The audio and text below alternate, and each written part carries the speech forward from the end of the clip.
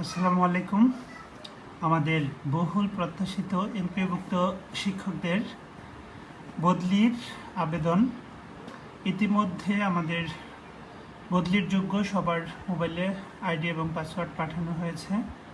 এখন আজকে থেকে আমাদের বদলির আবেদন প্রক্রিয়া শুরু হয়েছে, চলবে 21 তারিখ থেকে 27 তারিখ পর্যন্ত।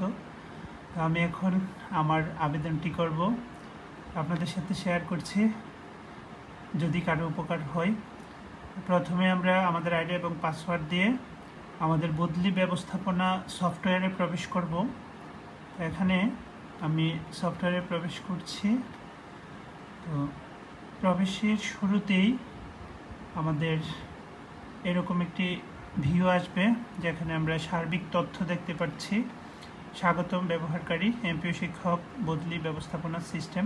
এখানে আমাদের মোট কর্মচারী, শূন্য পদ, বদলির আবেদন, অনুমোদিত বদলি, এভরিথিং তথ্য এখানে আছে।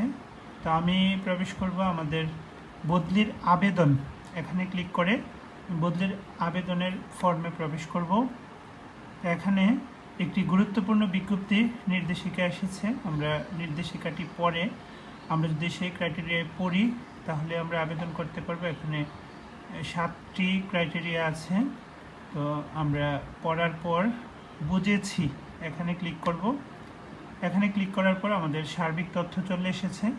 তো এখান থেকে আমরা ডান পাশে যে বদলির আবেদনের কারণ প্রথম গোটি আছে, এখানে ক্লিক করব।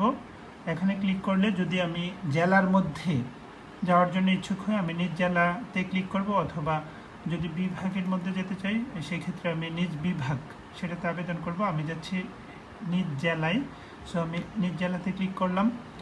তো এখানে ক্লিক করার পর আসছে শূন্য পদের তালিকা দেখুন। এখানে আমি এখানে ক্লিক করার সাথে সাথেই আমার নিজের জেলায় আমি যাওয়ার মতো যোগ্য যে কয়টা পদ খালি আছে এখানে সবগুলোর তথ্য চলে এসেছে। আলহামদুলিল্লাহ আমার এখানে 17টি পোস্ট ফাঁকা আছে এবং খুবই খুবই চমৎকার কিছু পছন্দসই প্রতিষ্ঠানে খালি আছে। তো এখানে আমি প্রথমে চয়েস করব আমার নিজের গ্রামের আমি যেই প্রতিষ্ঠানে পড়াশোনা করেছি, Chargachh NI Bhuiyan high school. এটাকে আমি সিলেক্ট করব। এখানে সিলেক্ট করার সাথে সাথে আমার এখানে চলে এসেছে আমার Chargachh NI Bhuiyan high school, pin number সহ এভরিথিং তথ্য। তো এখান থেকে নিচে আছে অগ্রাধিকারের করে আমি যে প্রতিষ্ঠানটি এখানে দিয়েছি আমি আমার অগ্রাধিকারের তালিকায় এটাকে আমি কত নম্বরে রাখবো। এখানে এটাকে আমি 1 নম্বরে রাখতে চাচ্ছি। সো আমি এখানে 1 দিয়েছি। 1 দিয়ে আমি সাবমিট বাটনে ক্লিক করব।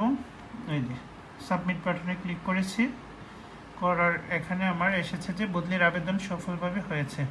তারপর আমি ওকেতে ক্লিক করলাম। ওকেতে ক্লিক করার পর একইভাবে আমি যেহেতু 3টা প্রতিষ্ঠান চয়েস দিতে হবে, একইভাবে আমি আবার প্রবেশ করব। এখানে প্রবেশ করার সাথে সাথে বদলির আবেদনের কারণ আমার আছে নিজ জেলা, আমি নিজ জেলায় যাওয়ার জন্য করছি। শূন্য পদের তালিকায় এখানে আমার আছে আমি 2 নম্বর তালিকায় রাখবো আমাদের ব্রাহ্মণবাড়িয়া সদরে অবস্থিত আনন্দময়ী গার্লস হাই স্কুল।